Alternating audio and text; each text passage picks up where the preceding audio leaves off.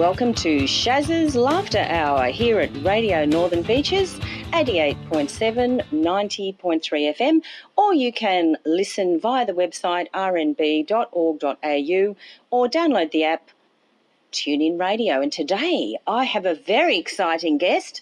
I'm absolutely thrilled and excited to introduce the multi-talented and very gorgeous Lou Pollard. Hello. Yeah, what an introduction. Wow. I'm glad there's no cameras on me. Oh, she's blushing like a bride. Isn't she beautiful?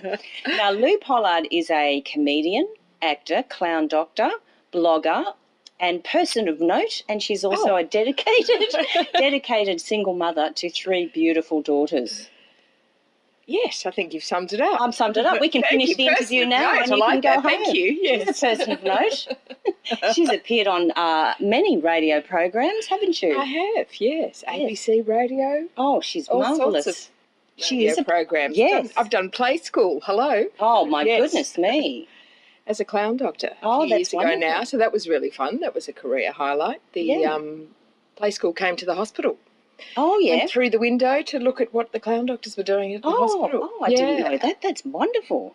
Oh, it was fantastic. Lots of fun. And they, the ABC crew were fabulous. They treated us really well and looked after the kids and the families. And then about a few months later, before it had gone to air, I ran into one of the families we filmed with. Yeah. And they had a really tough time and everything was awful. And the mum went, "Oh, are you the lady who came into the hospital that day? Oh, you made us laugh and it was so lovely and we were so stressed. Thank you so much." And then her son came running up and I was hanging out with the mums down the beach. Yeah. Just, not dressed as a clown doctor, with my kids. And she stopped her son and she was about to introduce him to me and say, "This is the clown doctor." And then she looked at me and she looked at him.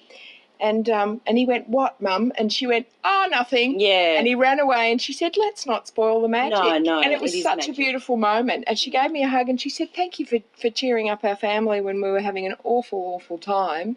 But let's not spoil the magic." And I thought, what a beautiful thing. Yeah. It was just lovely. But I was so glad to see them out of the hospital. Yeah. And looking well and this kid running around healthy. Exercising. So it was lovely for my heart to see that. Yeah. I imagine it's quite heart-centred work, what you do. Oh, very much so. We call it open heart surgery, actually. Oh, and for everyone. And it's about connecting with people and just sort of sometimes being a witness to say, we get that you're in pain and we get you're having a terrible time.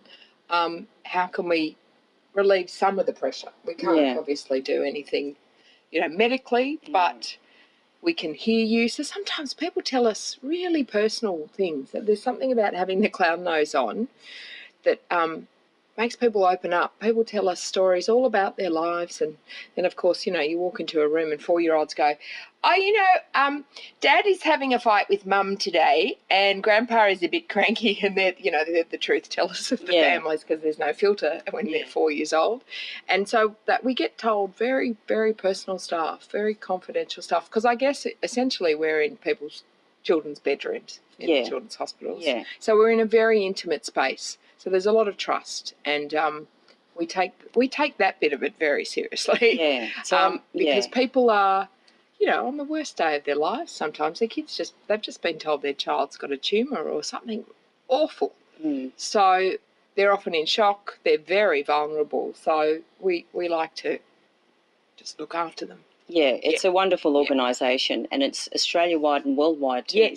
Yes. So our organisation is Australia-wide. We're in 24 hospitals around the country, but we have affiliates all over the world. The Big Apple Clown Care have been going for 35 years now in New York. Yeah. And then there's clown doctors in Israel. They're called Dream Doctors. You can do a 3-year degree in human therapy in Israel. And they've got people doing their masters over there. Yeah. So we've got, there's clown doctors in Chile, there's clown doctors in Austria. We've got brothers and sisters all over the world. We had a Malaysian delegation come out and say, "We want to do this in Australia." So they followed us around the hospital and said, "What do you do?" And then we had lunch with them, and one of the clowns, he was such a funny, naturally funny, beautifully warm man. He just grilled us all over lunch. "What do you do? How did you do that with that kid in that room? And what are you allowed to do?" And so it was great. And they're up and thriving a few years later. That's wonderful. That's really nice. That's the beauty of social media. You can keep up with everyone and what's going on around the world, what people are doing. Answer questions and instantly keep in touch. And just, you know, I've got a mate on Facebook, he's a clown doctor in Atlanta, Georgia. Yeah. And so he sort of says, oh, we had a difficult room with a teen today, and, you know, he and I message each other and we have these lovely conversations about work. And it's really nice to go, just to have someone to bounce off. Yeah. And so is clown doctors more available to younger children, or does it go up to teenagers and families? Yeah, so it's so kids generally in Australia leave the adult system at the age of 17, maybe 18, but we also do an elder clown program for elderly people with dementia in nursing homes. Yeah. So our sort of charter is the very young and the very old, and a lot of us say, you know, it's those people in the middle. They're the ones who really need the clown doctors. Yeah. So we'd love to be in adult hospitals. Some of our clown doctors around the country who are in, say, Lismore, I know they go to adult wards. Some of them in Perth do. So it really depends where the clown doctors are located. But in the big cities like Sydney, Melbourne, Adelaide, we're in the dedicated children's hospitals because that's where the sick kids are. So say a kid has an accident in Coober Pedy, they'll get flown to Adelaide. So the kids who have terrible burns will be flown to Westmead. The kids who need a heart transplant will be flown to Royal Children's in Melbourne. So we're seeing the sickest kids from all over Australia. Yeah, having specialised treatment for what they need. Yeah, so they're in the big city hospitals. Yeah. And did you do particular training for clown doctors to know? I was the youngest child in the family. I acted like a goose all my life, so that was my Me training. too. Yes, coming from a mad family. Yes, well, but we have training days and we have a conference every year with all the clown doctors. So we will, say at our last conference in Melbourne last year, we had some beautiful people come in from Monash Hospital who talked about adolescent medicine and how to deal with teens who have eating disorders, all sorts of mental health issues. How are we going to deal with them as clowns? How are teens going to react to us as clowns? So we have particular sessions at our conference based on a particular area that we need more expertise in. So and we have training days throughout the year with, say, the Sydney team or the Adelaide team or whatever, and whatever it's. So we might do singing in the morning, and then we'll look at how we're going to deal with working in emergency or the intensive care department. Or, just whatever the team needs a refresher on. Or we'll all go in civvies to the hospital. So they take us seriously, and we'll talk to all the heads of departments. So we'll talk to the head of ICU, we'll talk to the head of the oncology ward and say, okay, what's the best time to come and visit you? How can we help you? When are all your patients here for clinics? How can we help you lighten that load or distract people if, you know, we've been called into outpatients. One of the specialists hasn't turned up. There's roadworks outside. There's 50 kids here. Can you guys distract and keep the temperature calm with the parents and all that sort of stuff? So there's nothing we like more than being supportive and helping the medical staff because they're dealing with a big load. They've got lots on. You know, a specialist might be in theatre, so they can't, so they're running late for their clinic. There's all these, you know, practical and logistical things that are going on, and the parents might have come, you know, they might have driven for 2 or 3 hours for a specialist appointment, 7 hours. They might have come from Wagga to a Sydney hospital. Yeah. So they're like, well, I had an appointment. What's going on? So if we can calm them down a bit, lighten the load. But also the kids could be nil by mouth. Yeah. So the parents are like, I can't even have a coffee because my kid's not allowed to eat. So there's all that stuff going on.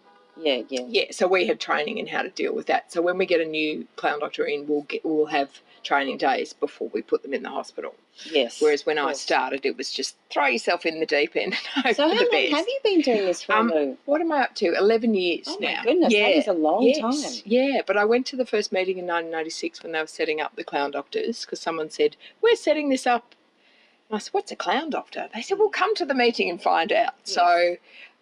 So my heart's been kind of captured since 1996. And one of my good mates, Dr. Sniggles, she's been a clown doctor for 21 years.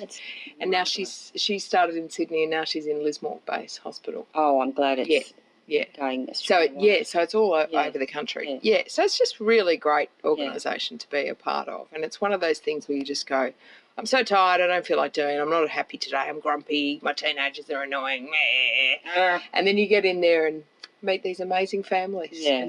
And you see the value of what you do, and you see the value of how it helps them. Yeah, yeah. It just picks you up instantly. Oh, completely. Yeah. And so it's such a lesson in perspective every day being in there. When you see the horrors some people are going through, you go, okay, my life's fine. You know, it puts so much in perspective. It really does. Yeah. Do you do grief counselling and training to we do. Particularly at our conference, we have sessions on how do you deal with the grief? How do you deal with the information we've had? How do you deal with the stuff we see in intensive care? And we do have phone counsellors that we can ring, and they know all about our work. They've observed in the hospitals, so we can ring them. So we don't have to explain what we do for a living to them. They get it. They go, okay, you're one of the team, so you don't waste time on the call talking about explaining. that. They get straight in and say, okay, how can we help support you through this emotional situation that you're dealing with and that you probably deal with quite frequently.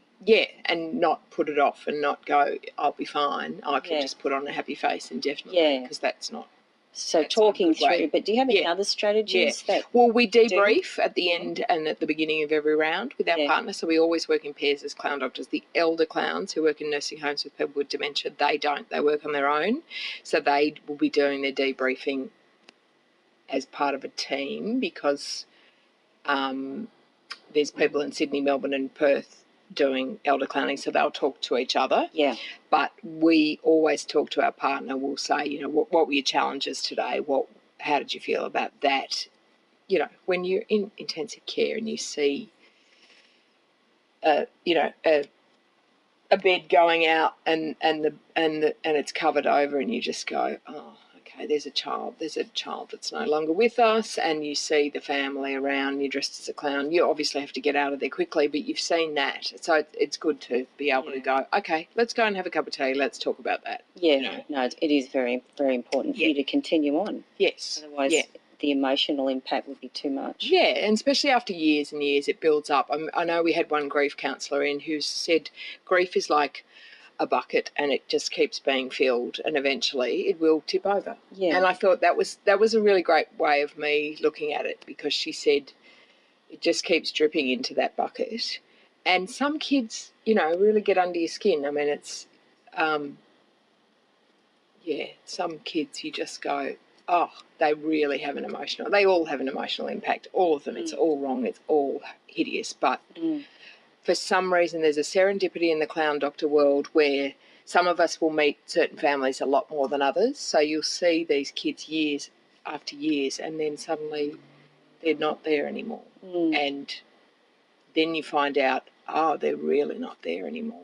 And that has an impact, obviously. But then we have the wins too. You know, I've been outside the hospital and run into a family and gone, oh, you were in intensive care last time I saw you and now you're alive and look at you and you're growing up and you're playing soccer and you're in your school uniform and you're exactly where you should be as a child. And that is like, woohoo, run around, celebrate, you know, clown tears and, So what's the name of your clown doctor character? Dr. Quack. You're Dr. Quack. So I bulk bill, yes. That's my one joke for adults. I have one, yes. That's a wonderful name. Yes, Dr. Quack. Dr. Quack. Full of quack remedies and quack advice. And quackery. And full of it, basically. She is. Lots of quackery.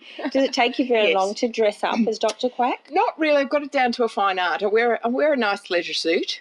Yes. Other people call them pyjamas. Yes, I don't believe it. It's Calvin Klein. I only wear labels. Salvation Armani. I like the labels. Sorry, I'll just pick up the names I've dropped. Oh, yes. So I wear a lovely leisure suit and put that on with a tie, of course. I like to be dressed up. Yes, very fancy. Important person. Quite full of myself. Yes. Got some tickets on myself. And, we don't wear a lot of makeup, so we don't do the scary clown thing because, you know, we are there when an ambulance is coming into emergency sometimes and you don't want some 3-year-old going, whoa. Yeah. I've already had all these people looking at me and now there's some scary person in a big wig. So we don't wear wigs. We don't wear the big scary clown thing. Minimal makeup. We all wear silly hats and our coats. So it's almost like just a funny human with a few added things. Yeah, basically. I mean, we've got to be bright and have a presence because there's something about I remember being in emergency and this little kid came in by her ambulance and she just looked up and went, whoa, wasn't expecting that look, because I've got, wacky hair and a big hat on, and then they can go, oh, okay. And it's just, sometimes it's just that suggestion of a costume that makes people go, oh, okay. But it also means they breathe out and go, oh, that's not what I was expecting, Yeah. And I imagine being greeted by you and the other clown doctors with big smiles on their faces, and it's kind of like a warmth. Yes. Can diffuse some of the scariness of it. Definitely, yeah, because everyone else has got a uniform on. And I was saying to a nurse the other day, I said, it's almost unfair, isn't it? We get the kudos and the love and the hugs, and the nurse and the nurses are the ones who work so hard. They do work them hard. all. They work so hard. They're so dedicated. They're such incredible people. I just bow down to them because of the hours they work. And I said, and we take the credit, because they go, oh, the cute clowns, we love you. And they don't say that to the nurses all the time, and I feel terrible, or the doctors. And they do work very, very hard. Yeah. Yeah. They are absolute heroes.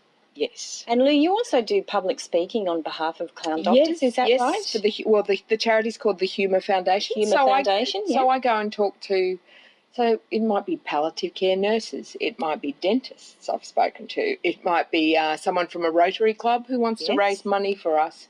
I've spoken in schools, a whole bunch of different people, just about maybe using humour to relieve stress in the workplace. Yeah. Or it could be about our work, or it could be about how to distract yourself. Or I've spoken at performing arts high schools about when you grow up, maybe you want to be a fool like me. So really depends who my audience is, and I sort of tailor it towards the group that I'm speaking to. Yeah.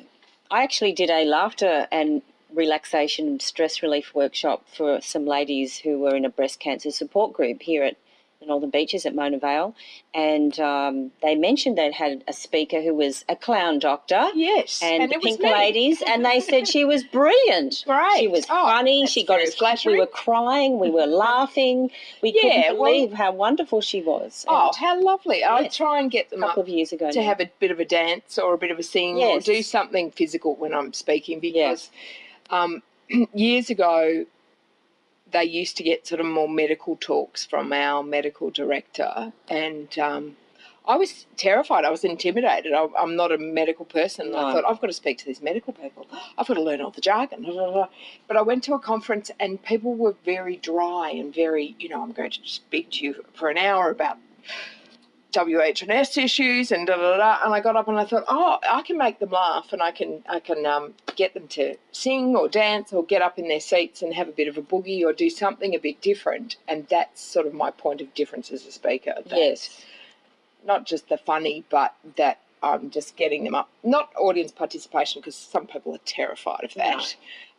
Which always and they don't enjoy it, and then what's the point? And they're put on the spot. I mean, there's always one extrovert in every group, so sometimes it's the company funny person. I'll go, you get up on stage with me and you and I will have fun, and people love that. But people are terrified, so sometimes I'll just get them in their seats and go, okay, we're just going to do a little dance or a little boogie or something, that's a bit silly and a bit fun, because it's a bit of a brain break, because you don't want to be bombarded by. It's important to get up and actually move. Yes. Move. Get that circulation going. Do some deep breathing. Yeah. Laughter does. And actual physical activity. Exactly, and just that connection that laughter makes with another human being. That you're looking into someone's eyes and you're sharing that moment, and that's what's so beautiful. I mean, we've had people say, it was the worst time of our lives, but there was something so beautiful about that sharing with each other, and as a family we'd forgotten how to do that.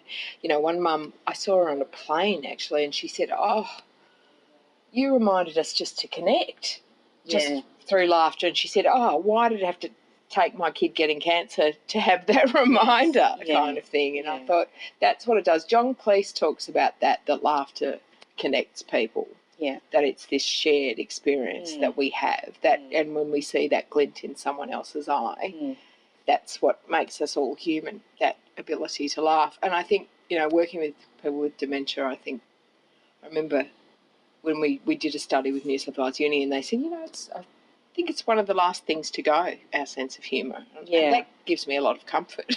Me too. I go, oh, good. When the to look body's forward falling to. apart, yes, Yeah. at least I'll have Good a laugh. sense of humour, you know. We can be lying in our beds watching something funny and having a chuckle and... Yeah, having a giggle. Yeah. And it's that shared thing, I That's think, it. that we need that as humans, That's you know, it. don't That's we? it. Yeah. Because laughter, you're not stressing out about the future or remembering the past. You're right in the moment. Yes. Yeah. Which is a really wonderful thing and also a great relief. Oh, such a relief. Yeah. And, you know, all the medical research says that it lowers our blood pressure. There's less cortisol in our body, the stress hormone, all those things. But it is that being right in the now. And I think, you know, when we're in somewhere like intensive care, the parents in their heads are going, what is this going to mean for our family in the future? And, you know, we can't determine that, and sometimes the doctors can't even determine that. But if you can keep that person right in the moment, just releasing that stress a bit, then they've got some coping skills to cope with the, you know, it could be a long road ahead for a family. So, yeah, and people don't realise just getting them to breathe sometimes. Yeah, the deep it's breathing. that breathe out. You know, I know we've had times in emergency where you go, oh, good, I've made that. You know, the doctor said, oh, you made that dad laugh. He just needed to breathe. But you can't, in a moment of stress, say to someone, just breathe. Yeah, you know, you're putting more pressure on them. You can't do it like that. So if you're connecting with them in a way, we had a parent in tears the other day in emergency, and it was getting the parent to see their child was very unwell, but well enough to have a laugh with us. And that we looked over, and just to see the relief on the parent's face was like, okay. Oh, okay. And you see them physically breathe out. So it is that physiological effect. Sometimes it's just giving someone moments of relief. Completely. You can't expect it's going to be permanent or long-lasting, but just moments of stress relief is really valuable. Yeah, and our brains need it. Our body needs it. Yeah, because we can't live at that level of stress all the time. It has such a bad effect on our body. On everything. It sure does. Yeah. It puts us into the stress response, and our immune system shuts down, and temporarily digestion and reproductive systems also don't work as well. Right. That's why a lot of women can't get pregnant when they're trying. Well, that's funny you say that, because we've had some of the Israeli dream doctors come out and do training with us and teach us sort of their techniques, and they work on their own, but they are trusted so much that they go into the operating theatre with kids. Gee. They're incredible. But they did a study with an IVF clinic in Israel, and women were implanted with eggs, and then the dream doctors went in and made them laugh, and something like 30% more of them conceived than the women who didn't have the dream doctor intervention. So that's just incredible. Yeah. It's the physiological effect of stress on our secondary bodily systems. Yeah. That just don't work as well during those chronic stress times or short stress times. And if you can alleviate that a bit, then marvellous. Yeah, it's incredible. And you also alleviate people's stress by being a stand-up comedian as well. Some note I might being add. very silly. Yes. What can I say? Youngest child.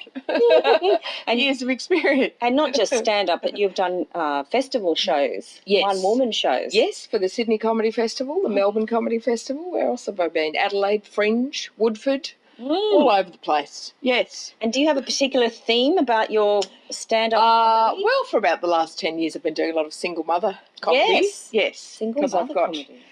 I'm a method comic. I'm a method actor. A method you writer. Live it. Yes, I have to live the dream, don't I? Oh. I went to a method acting school actually, and I learned Stanislavski, very serious, and I had a Russian method acting teacher. But it was beautiful. I ran into her few years ago, and she said, what are you doing? I told her what I was doing, and she said, oh, we taught you to manipulate people. You are using your powers for good, not evil. And I thought, that's a compliment coming from her. Sounds like Dr. Evil's assistant. Yes, we called her the Dragon Lady. Wow. And she was born in China but Russian parentage, very tough woman, but very thorough and very methodical about her method acting teaching. Oh, well, that's what you want, really. She said she was glad that I was helping people be happy rather than, doing alcohol advertising or something like that, maybe. Well, you did a marvellous commercial recently, I believe. Almost a public service. I don't think it's out yet. No, maybe we shouldn't discuss it. Maybe we shouldn't. It could very well be out by now, but it might be. Yes. Well, when I saw you at that, I actually looked at you and had a premonition you were going to get that as I walked across the road. Lou and I have often run into each other at castings. We're of a similar genre. Yes, we are. Yes, similar vintage. Like a fine wine. Like a fine cheese. Better. Yes. Not quite curdled yet. Yes. Not completely dried out. Still got a few little nice moist bits on the inside. Something you can put on a cracker. Yes, and I looked at you and I said, if I don't get this, I want Lou Pollard to get it. And I think she will. Right. And a lot of the times with acting and castings, it does, not that this is an excuse by any means, but it does involve being in a group of people who you gel with or have some sort of chemistry with. Yes. Not necessarily romantic, but just as a friendship, or they look like they are friends, or they do look like a couple. And if you don't always get put in the right group, sometimes it's a harder uphill battle. Yes. Yeah. Or you look like the director's ex-wife. They don't want you around. Exactly. I don't know. Who knows? Yeah. It's so random. You see the ad and you go, oh, okay, so they wanted a dark-haired mother, or they wanted a mother who's 22. Yes, who's got teenagers. Okay, that's fair enough. That makes sense, doesn't it? Yeah, I know. I've got a friend she was a model who's been playing mother roles since she was about 21 or something. Really? Yeah. Okay, that's Things are different on TV, aren't they? I know, it's a whole different world, and that's the way we like it, really. That's right. We want it to be fun and glossy, and that's why I watch. Beautiful. Yes, bold and beautiful. Yes. That's right. And so with regards to being a mum, how do you juggle everything that you do? Well, my eldest is 20, so she moved out of home last year. She got sick of babysitting for me while I gallivanted all over all the the world listeners doing are going, things. surely she doesn't have a 20-year-old. Oh, I know. They're looking through their radio cam going, oh, my God, she doesn't look a day over. Oh, I can't believe it. Yes, thank you. Have a deep breath, everyone, and a drink of water because, yes, she is this beautiful. Yeah. Especially on the radio. I'm very beautiful on the radio. Comes in handy, doesn't it? So... yeah, when she was a teenager, she did some babysitting for me, but I dragged one of my kids to the Melbourne Comedy Festival, and then I dragged the other one down there, and I guess I was looking for – that's why the Clown Doctor is such a good job. Drop them at school, go to work at the hospital, go back and pick them up from aftercare.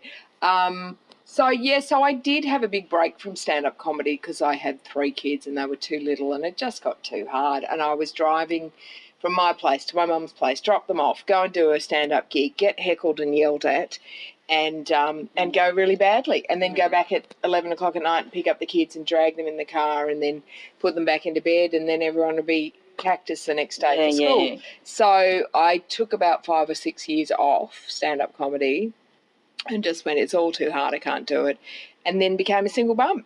So when the kids were going to their father's place on a Tuesday night, I went along to see a few of my old mates from comedy doing gigs, and they went, why don't you get back on the horse, lady? And I went, why don't I? Why don't I? Yes, so I did. Yes.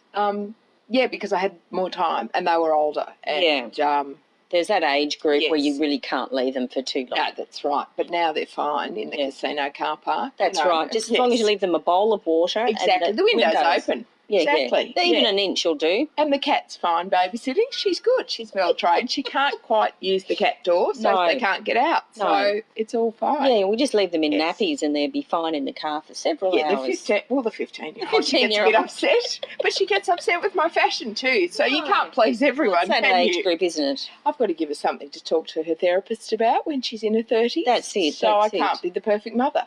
No, you're not doing it right then. That's right. So with all of this rushing around and juggling and being a single mum, how do you like to keep relaxed, and do you do anything to keep fit? I was doing a lot of yoga for a while there. I had a great yoga teacher. I was doing it by the sea.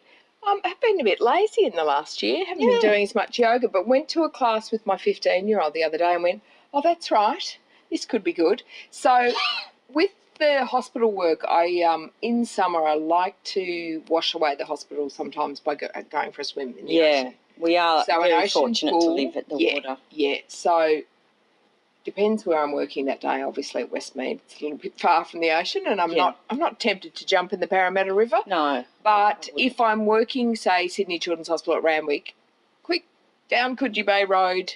Throw yourself in. Throw myself in to the water. Wash it off. So that's a good way of sort of going, whew, cleanse myself. Yeah. So swimming and doing a walk by the sea I like. Just having my feet in the sand. I love that too. It is very good. It's called earthing, apparently. Yes, apparently. You can do it on grass, dirt, sand. Yeah, and apparently it's all the... Preferably not cement or... The salt water. The salt water's very good. Yes, salt water. So, I know one of my colleagues had a ritual of always going to the beach afterwards and on her way home just to go to settle those thoughts, do a quick meditation. Some of my colleagues meditate. That's their way of debriefing.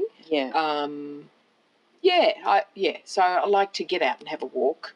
I was doing a bit of rollerblading, but I had that sounds exciting. Yeah, I had a big stack in Centennial Park and ended up with some very nasty bruises.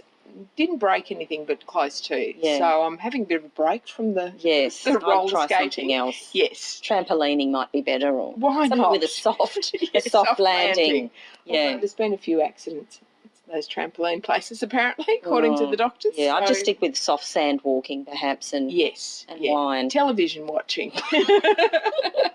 Massages. Yes. Yeah. That'd be good. And what about a special man in your life?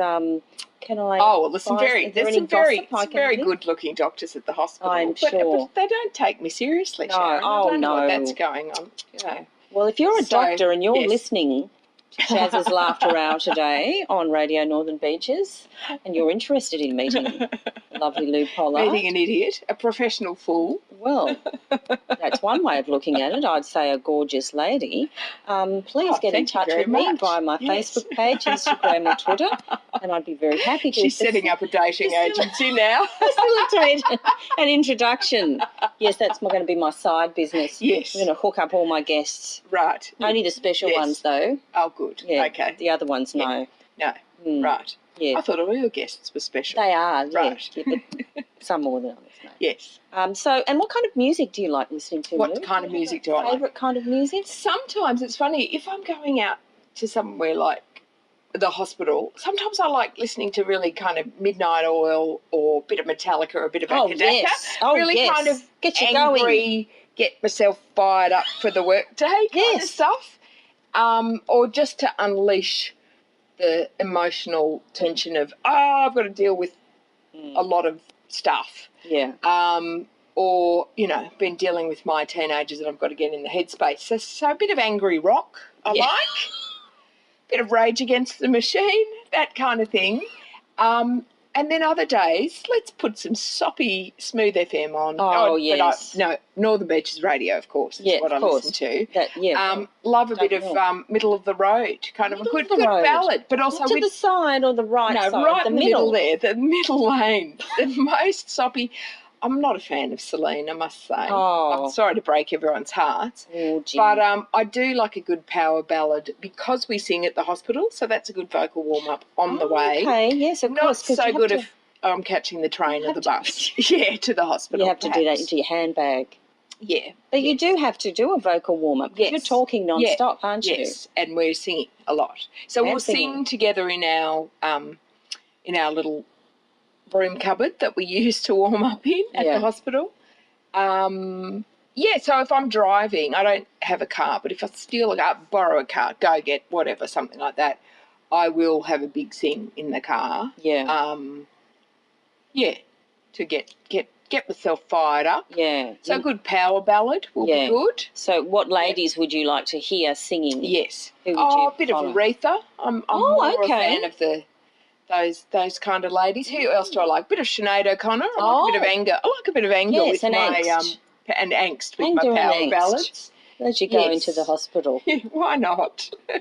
But sometimes it's, depending on the mood I'm in, get that angst out. It's good to have sometimes a bit of a cry. My mum's got dementia, so sometimes if I'm feeling a bit sort of angsty about her, I've had some difficult phone calls with her, that morning, I'll need to get that out before I can't take that into the hospital. No, so you sometimes can't.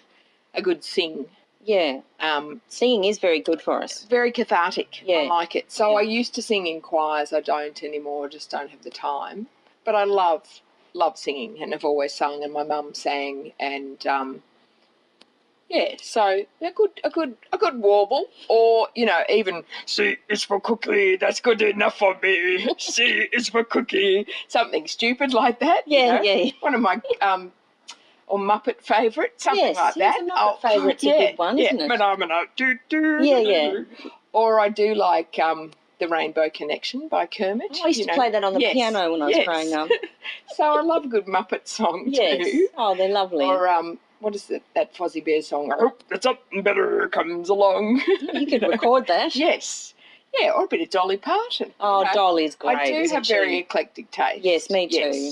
I think it's depending on your mood and how you're feeling. Music is there for different kind of moods and different parts of your life.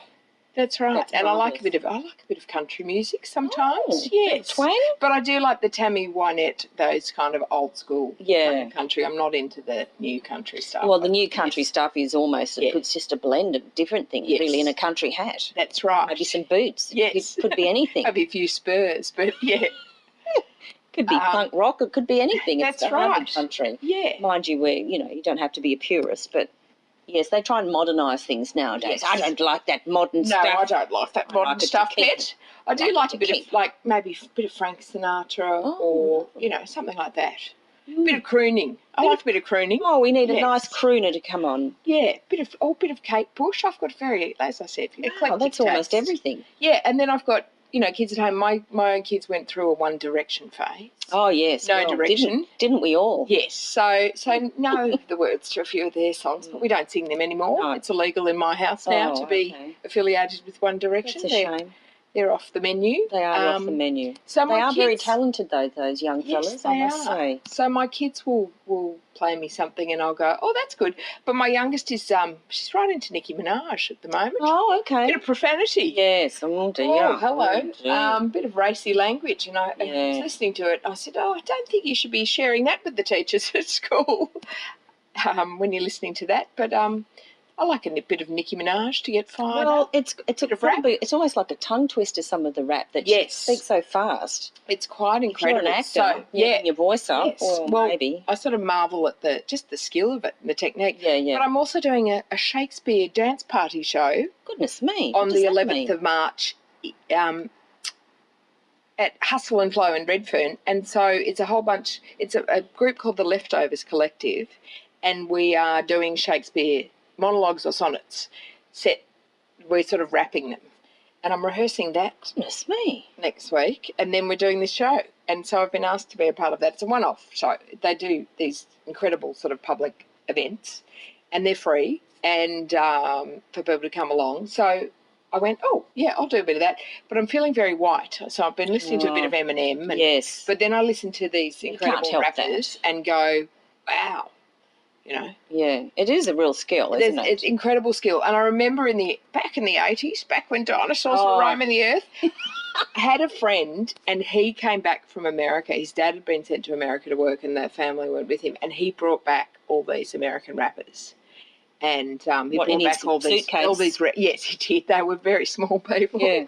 He folded them up. It's like that movie where they all shrink with Matt Damon. Yes. So he brought back all these albums. All their albums. Oh, we put them on the stereo, Pet. Yes. They weren't cassettes. They were 12 inches, Pet. Yes. And he put them on at I just remember we were at all of the, that one girlfriend who's got the party house because of her parents up there. Yeah. So he put them on at her house, and we were listening to it going, wow, Grandmaster Flash and Melly Mel and that sort of stuff, and just going, oh, my, wow. What is this? What is this? This is incredible. This isn't Jimmy Barnes? No. What's going on there, Pet? They haven't played this on Countdown. And we heard it, and I just went, oh, so I do like rap. Just a bit of rap. Yeah, I think I like the poetry of it and the wordplay. And my mum, dad, and brother are all journalists, so I come from a family where it's all about words. Oh, and so I think just that wordplay and the cleverness of the lyrics and all that sort of stuff, I admire that skill. Yes. So yeah, Yeah. So there's a lot more to it than some people think. Yes. Yeah, it's making a point as much as being entertaining and being a song. Yeah, and I love songs that are, have a story behind them. So I really like Billy Bragg, for example. I like people who tell stories in music, and I think rap's another way of telling a story. And, so I'm a fan of that. That's wonderful. So what does this year hold for Lou Pollard? What do you think you'd like to look back on by the end of the year and say, glad I did that? I'd like to get more into my writing. I've got an idea for a book, and I think I'd like to develop that, actually. Yes, well, it is in the family, geez. It is, yes. My dad wrote or edited over 100 books, so it's... What's your father's name? Jack Pollard. So he was a sports writer primarily, but we did some cookbooks and whale-watching books and a few things like that. So Dad was incredibly prolific, and in the last few years of his life I worked with him on some books. And my mum was a journalist. She used to do the social pages.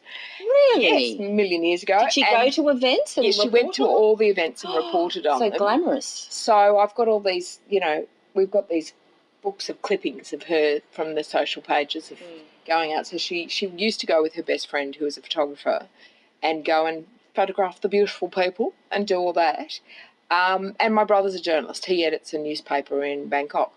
Goodness me. So, yes, from a family of people who like words, big words with lots of syllables. If you ever can find the time, I think that would be a tremendous book. Yes. Well, I would like... I've got all these ideas. So I make sure I write my blog every week because it's just something I have to do. I have to get it out. But, there's a book. I mean, they say everyone's got a book, don't they? Yeah. But, I've got an idea that's been burning in my head for quite a few years that I just go, yes. Let it simmer for a while, and then when you get the moment, you can just start. It'll pour out of me. It'll ooze out. It'll vomit out of me. Yes. Out of every orifice. Hopefully. Every orifice, but in the nicest possible way.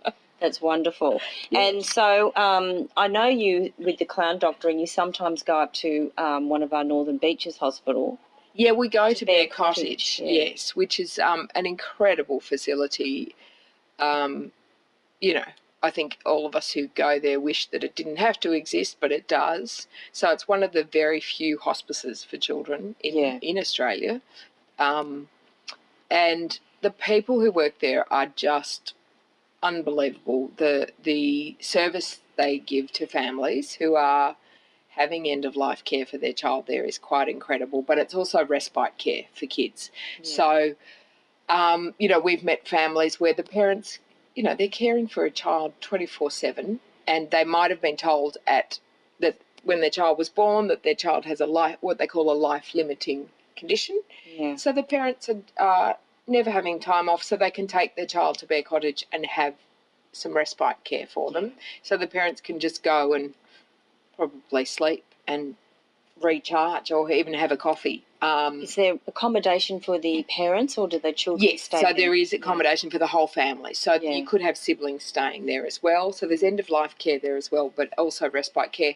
And they organise the most incredible things. They have, child life therapy there, which is like play therapy. They have music therapy. They have art therapy. So there's always all this beautiful stuff going on. But they also organise visits to the zoo and ferry trips and visits to the beach and let's go to a fantastic toy shop and all this sort of stuff. So the level of care they provide for families is quite extraordinary. Having been there regularly for the last 11 years, everyone who works there, the volunteers are amazing. The people who cook, the food is magnificent. They ask us to stay for lunch. We all have lunch in a communal area. The parties and celebrations they organise are wonderful. They also organise camps for grandparents and for mums and dads so they can come back, and so they all share the fact that they've lost a child and they can talk in a beautiful, supportive, safe environment. Yeah, it's very important. So I went to the party that celebrated 10 years of Bear Cottage, and Jean, who was the Mayor of Manly, who fought for Bear Cottage to be built, she talked about the history of it, and it was a case of, not in my backyard, I don't want it there, but then when people, in this area realised what sort of facility it was going to be. Everyone embraced it, and I love that you can go to Warringah Mall at Christmas time and everyone's wrapping presents and giving donations to Bear Cottage, and everyone in the area, you can tell, is behind it because they realise what it's about. And, you know, you have families from the country and they can't get home for their child's conditions deteriorated, they can't get home. They need a space to go so their child can have end-of-life care, and they look after all the siblings, the parents, the grandparents can come and visit and have a cup of tea. They can all have a meal as a family. So they've thought of all those tiny little bits of care that a family needs when they're going through the most horrific time of their lives. And the staff who work there, it's always a question of, you know, we go in, can we do this show? Or yes, of course you can. And there's never, they're just so open to anything that would help support a family. And it's such a beautiful environment from that point of view. You know, I don't wish it upon anyone that they go there, but if you have to go through that awful thing, then that is such a beautiful place to do it. You know, they have one of my friends who teaches yoga on the Northern Beaches, she will go in and teach yoga there. And there's people who come in and give the families massages. And so they've thought of everything. They whatever the family need, or even if the parents just need to go and have a coffee together as a couple and have some couple time, go and do that. And so, you know, those families who are caring for children 24/7, those marriages are in trouble because the couple are just not having time together. So the staff at Bear Cottage and the volunteers will say, you go and have dinner as a couple. You go and have a coffee together. Go and have a walk, you know, go and have some time. And it's a beautiful location. Oh, incredible. Right, that beautiful Manly view Beach and the balcony and the fresh air's coming in, you know. But they've even granted wishes to kids. One kid wanted to see snow, and it was summer. And so people came in and they recreated snow there in the garden for him. So they go above and beyond to care for a family. And every year they have a Christmas party, so we go to the Christmas party every year and we see these families, and obviously it's gut-wrenching for them to come back because that's where the last time they saw their child alive, but it's also very therapeutic. And it's nice to go and talk to them, and they say, well, we had some laughs as a family here, didn't we? We did have some happy times. It wasn't all completely sad. So it's just, we're so thankful that we're part of that community and we're invited in. It is a part of Westmead Hospital, even though it's at Children's Hospital Westmead, even though it's at Manly. But there's just something about the beautiful people from the Northern Beaches because they volunteer there. They come and help. They drop off toys. They, you know.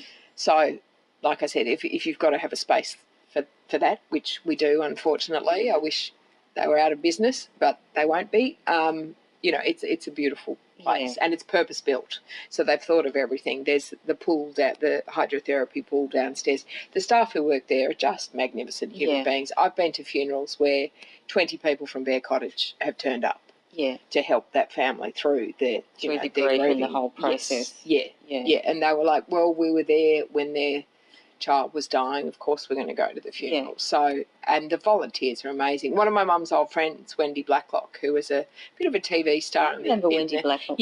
So she was on Number 96. She was Mummy. She's been a volunteer there in her 80s. So, you know, you get these magnificent humans and you see these people in their 80s volunteering there, and I think, when I grow up I want to be you, you know. It brings out the best in people, doesn't it? Incredible. And just for kids there to have, whose grandparents may be in the country or they may be far away, to have that level of beautiful supportive elders there, I think is magnificent, because it does take a village to look after a family, and to have those older people there I think is fantastic. And, you know, even the handyman, everyone who works there, I just can't speak highly enough of the place. I think volunteering is an excellent thing to do all round. Yes. Definitely in that scenario. Definitely. And people also, in their 80s still have so much to offer, don't they? So much to offer. Well, they're calm and they're wise and they're not going, I've got to pay bills and I'm not...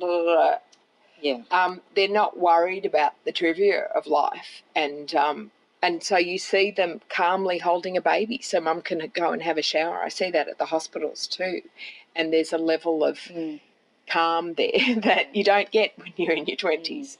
and that wisdom of having seen that and having and being able to listen. Yeah. You know, they're such good listeners. They're like the rock, and I see that at the hospitals too. They really provide such a great thing. Yeah. So if you're an older person listening and you've had a bit of a loose end, go and volunteer. Yes. Use your skills because they're all special and worthwhile. Yeah, and in the that's community in some way. Yeah, and that's what's so beautiful. You could have Connect someone with everyone who's great at carpentry, who's like, okay, I'll come in and fix stuff for you. So they're using their skills from their working life. They might have retired, but they've still got all those great skills. Yeah, and all sorts of different stuff. And the grounds look beautiful. Yeah. Like peaceful. Not even at Bear Cottage. My mother's in a nursing home at Mossman, and they knitted a whole lot of beautiful beanies and things, and I took them into the children's hospitals, and the staff were really grateful. So all those beautiful ladies at the nursing home, they've done something really useful for kids with cancer who are bald, who need a beanie. And I really like that kind of skill sharing, that people who have retired making use of their skills still, and they're providing a service that no one else is providing. It's fantastic. That's right. There's no need to stop just because you get to a certain age. No, completely. You're still valuable and you still have something to offer. Yes, and you can go to work each day and be helping other families, and those families couldn't be without that service. No. You know.